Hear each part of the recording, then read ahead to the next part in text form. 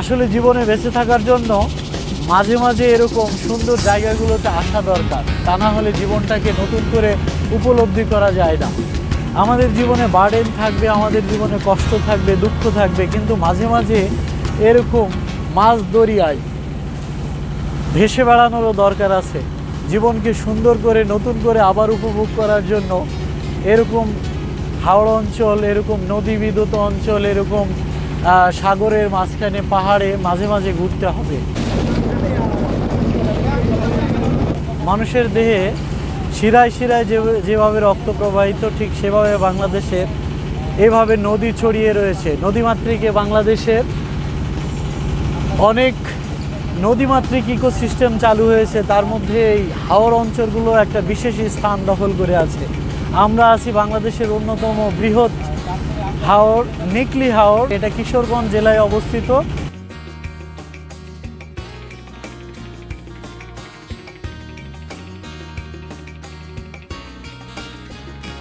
এটা 3টা উপজেলাকে একসাথে সংযোগ করে। এই হাওড়ের চারপাশে 3টি উপজেলা আছে, নিকলি, অষ্টগ্রাম এবং মিঠামই।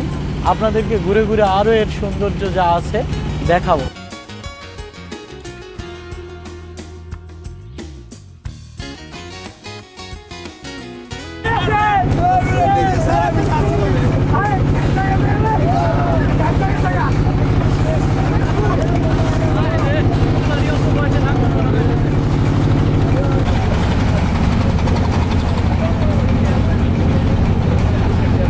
আমরা এখন আছি নিকলি হাওড়ের ঠিক মাঝ বরাবর।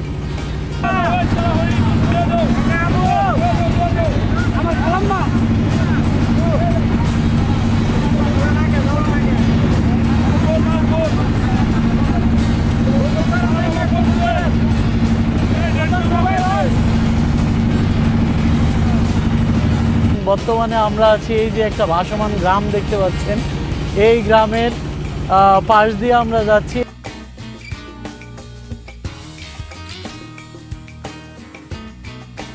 এবং এটা অন্যান্য মৌসুমে সব সময় কিন্তু পানিতে তলিয়ে থাকে।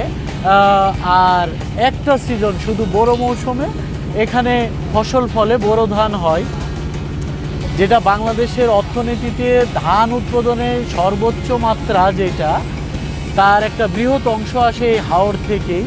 এবং এই হাওড় হচ্ছে মিঠা পানির মৎস্য সম্পদের একটা বড় উৎস হচ্ছে এই নিকলি হাওড়। আমরা আজকে এসেছিলাম এখানে, অনেকটা সময় পার করেছি এবং শেষ বিকেলে ফেরত যাচ্ছি। এখানে অনেক যাত্রীবাহী নৌকা, যারা পর্যটক নিয়ে আসছে।